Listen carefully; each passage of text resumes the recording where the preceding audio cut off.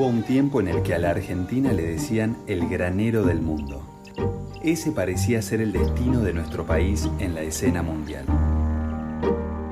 También se hablaba de la Argentina como una gran fábrica de carne que podía alimentar a millones de bocas en todo el mundo.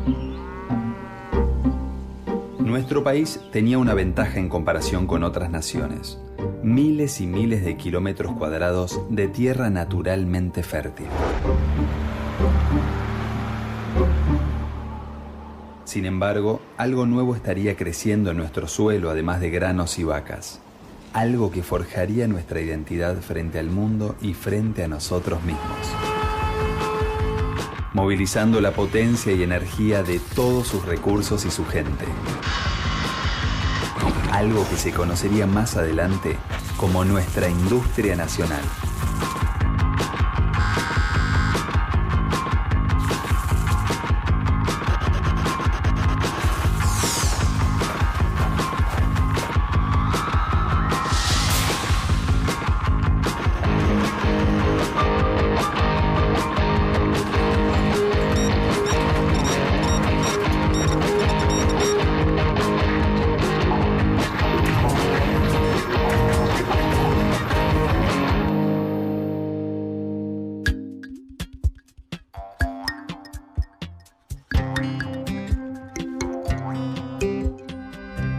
A fines del siglo XIX, las fábricas inglesas irrumpieron al territorio nacional y pusieron fin al viejo esquema artesanal de la colonia. La mercadería fabril importada de Gran Bretaña, de mayor calidad y más barata, empezó a suplantar casi en su totalidad a los productos locales. Lo que se denomina normalmente el modelo agroexportador es el resultado de un largo proceso que se inicia en la colonia misma. Lo que pasa es que en 1880 pasan dos cosas fundamentales. Una, la conquista del desierto, la consolidación del roquismo. El transporte a vapor está bajando los costos, con lo cual empieza a llegar el trigo y la carne masivamente a Inglaterra. La Argentina es muy exitosa exportando bienes agropecuarios y en la medida que crece su comercio exterior, crece también el volumen de sus importaciones de bienes elaborados, ¿no es cierto? Se inserta de alguna manera en la División Internacional del Trabajo, exportando bienes agropecuarios y importando bienes manufacturados surgidos, sobre todo, como consecuencia de los procesos de industrialización que están teniendo lugar en el hemisferio norte.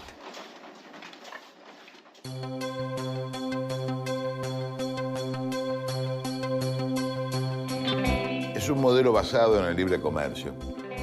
De oligarquía terrateniente, busca insertarse como un apéndice del capital industrial inglés y teme fundamentalmente que si nosotros hacemos políticas proteccionistas como hacía Estados Unidos, Canadá o Australia, los ingleses nos rebasen el comercio.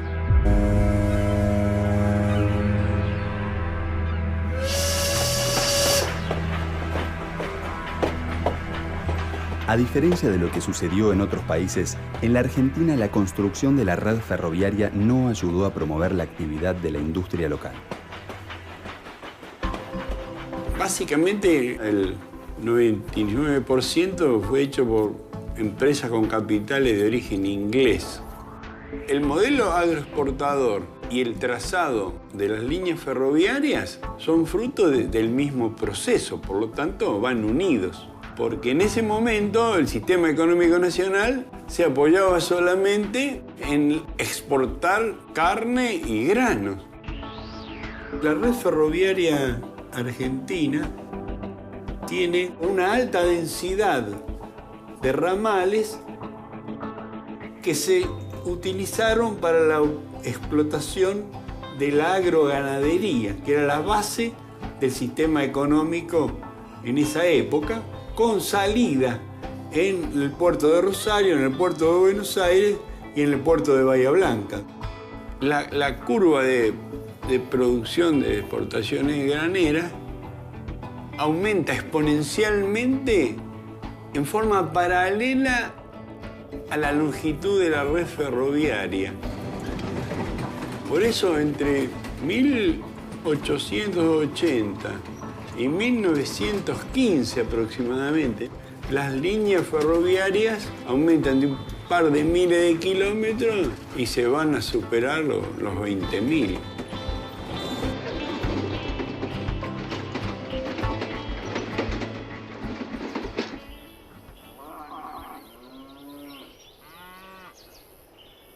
Entre las inversiones industriales más importantes y entre las inversiones extranjeras más destacadas ocupa un lugar de primer orden el de las inversiones en lo que nosotros llamamos frigoríficos, es decir, grandes empresas procesadoras de carne que acentúan el perfil exportador de la economía argentina, puesto que el grueso de la producción que se procesa, se faena y se sube a barcos frigoríficos va a ir dirigida cada vez más al mercado británico.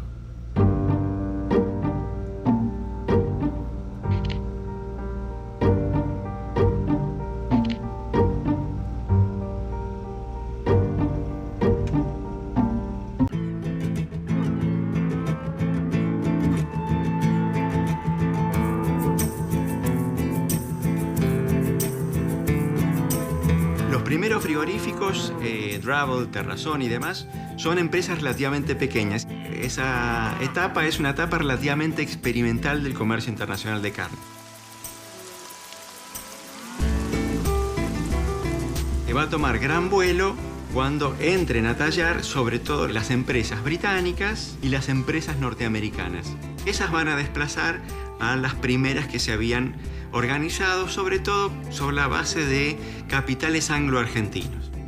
Es decir, este es un negocio en el cual se va a producir un proceso de gran concentración. Y esa gran concentración tiene que ver con que el negocio es particularmente rentable para las empresas que controlan no solo la producción, sino que controlan también el transporte en sus propios barcos y la venta en sus propias redes de carnicerías en los mercados norteamericanos. Es uno de los ejemplos más tempranos de empresas multinacionales integradas.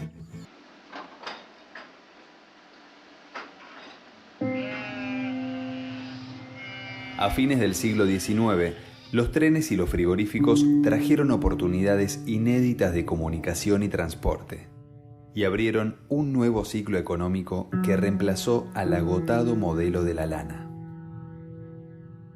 Otro modelo que cambió fue el político. En 1880, Julio Argentino Roca se convirtió en presidente. Empezaba el tiempo de la denominada paz y administración roquista. Lo que se ve es que los que orientan el Estado están convencidos de que el sector agroexportador es el motor de la economía argentina y lo va a seguir siendo por un tiempo largo, ¿no es cierto? Es además un modelo basado en la gran propiedad. Significa que tenemos explotaciones de 20.000, 30.000 hectáreas, una altísima concentración de la tierra y por lo tanto de la renta agraria. Argentina va a ser un país con un ingreso muy desigual desde su comienzo, por el efecto de la apropiación de la tierra. Y la tierra termina de consolidarse esta apropiación que viene desde el tiempo de la colonia con la conquista del desierto.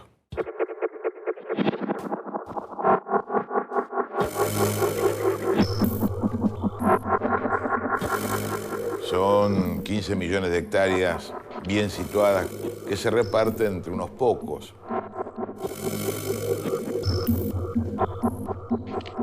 La conquista del desierto, que había sido planteada como una necesidad histórica para la expansión rural, terminó siendo una de las mayores campañas de sometimiento y aniquilación de la población indígena. La economía comenzó a crecer, y ese auge fue generando un mercado interno que dio pie a una intensa actividad fabril. Ya no se trataba solo de los frigoríficos. Aparecieron los ingenios azucareros del norte, los viñedos de Cuyo, las industrias porteñas. Al calor de este proceso de crecimiento, surgió un actor que tendría un papel central en la historia argentina: los capitanes de la industria.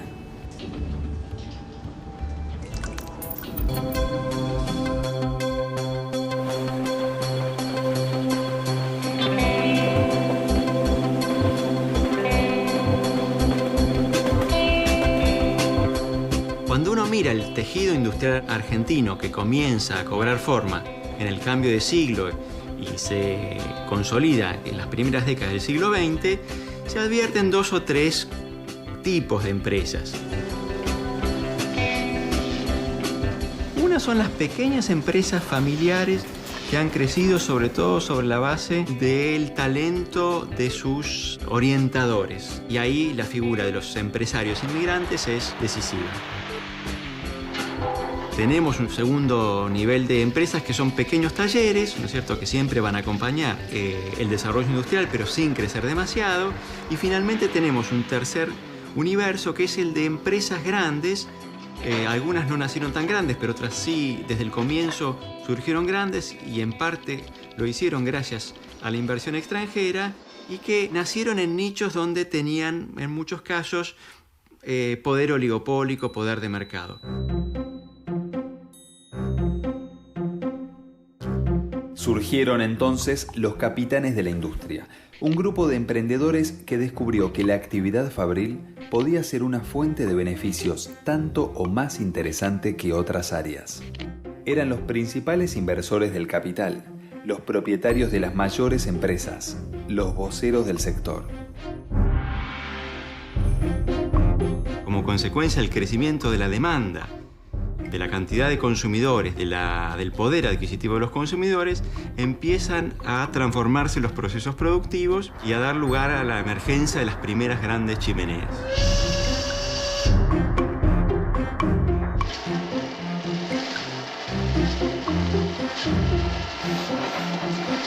Esta es una industrialización que no va tanto a competir con bienes manufacturados muy sofisticados, sino que se va a dar sobre todo a partir de la elaboración de insumos y materias primas que son muy abundantes en nuestro territorio. Harina, trigo, y eso va a dar lugar a la emergencia de las primeras grandes empresas argentinas, entre las cuales encontramos a Terrabuzzi, Canale, Bagley.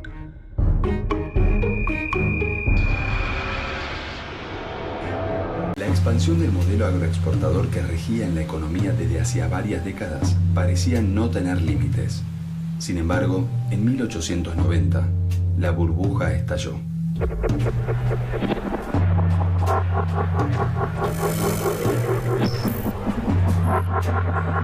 La crisis, conocida como Pánico de 1890, marcó un punto de inflexión. Los precios de las materias primas cayeron y Argentina perdió sus ventajas relativas. La revolución del parque desencadenó la renuncia del presidente Juárez Celman y en su lugar asumió Carlos Pellegrini, que tenía una mirada más industrial. Y es uno de los que cree que con el sector agroexportador no basta, ¿no es cierto? Y ahí entra el fenómeno de proteccionismo, ¿no es cierto? La política económica proteccionista, que significa que no necesariamente hay que afectar los intereses exportadores, pero sí crear condiciones más propicias para que otros sectores se desarrollen y en particular el sector industrial. Lo que va a hacer Carlos Pellegrini es vestirse con un traje de tela argentina y caminar por Florida para mostrar que en la Argentina se podían hacer telas. Es decir, es un proyecto de industrialización, pequeña propiedad y democratización.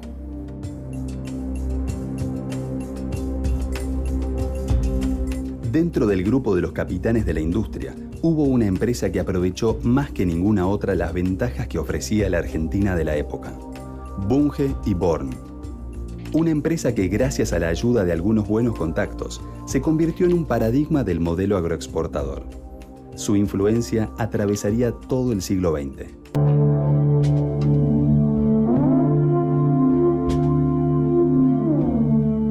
Mientras aquel modelo agroexportador entregaba enormes ganancias a los sectores vinculados a la oligarquía, la clase trabajadora soportaba pésimas condiciones de trabajo. Cansada, la recién nacida clase obrera argentina hizo oír su voz.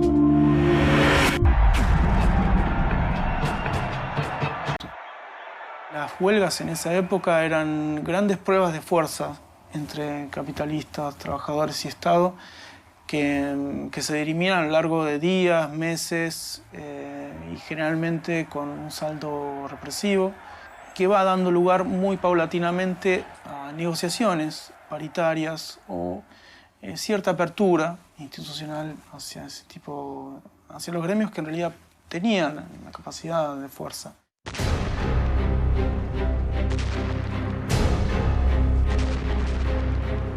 En el plano internacional, la Primera Guerra Mundial puso al desnudo una vez más las debilidades del modelo agroexportador.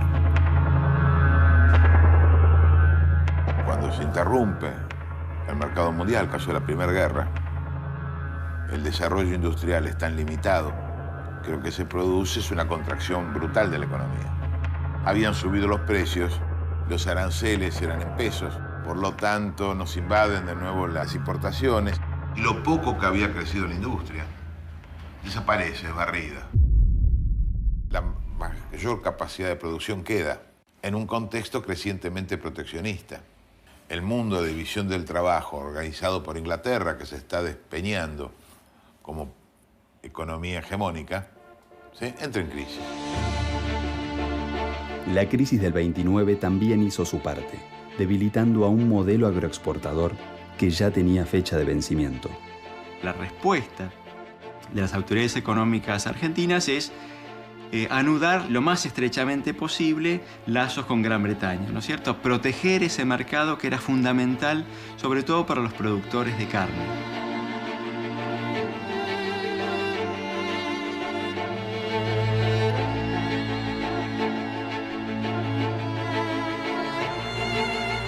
A través del Pacto Roca-Runciman es que la Argentina va a seguir conservando una porción bastante grande del mercado británico para sus exportaciones a cambio de permitir importaciones británicas más o menos por el mismo valor. A comienzos de la década de los 30, la Argentina se enfrentó a la necesidad de reorientar el modelo agroexportador. Entonces ahí la Argentina tuvo que, primero a tientas y luego de modo más consciente, promover cambios que apuntaran a dejar de depender tanto del crecimiento del sector exportador, suplantando la producción importada a través de lo que se denomina habitualmente el proceso de industrialización por sustitución de importaciones, y un poco más tarde, desde los años 40, sobre todo del peronismo, con una expansión muy marcada del consumo popular, motorizado por un incremento de los salarios reales de los trabajadores. Es que están surgiendo nuevos actores sociales. Una clase obrera que ahora depende para su trabajo de que se mantengan las barreras aduaneras. Y también surge una burguesía que, igual que la clase obrera, depende de la barrera aduanera para subsistir. Entonces han surgido dos nuevos actores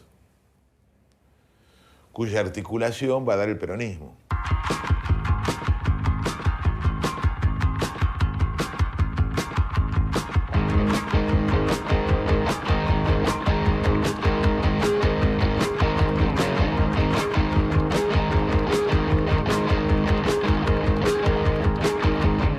El modelo basado en la exportación de alimentos y materias primas a cambio de la importación de bienes industriales mostró sus debilidades y su excesiva dependencia externa. La crisis mundial y el derrumbe de la demanda europea terminaron con el modelo agroexportador que desde 1880 imperaba en la Argentina. El país se preparaba para nuevos cambios, los primeros pasos de la industria nacional.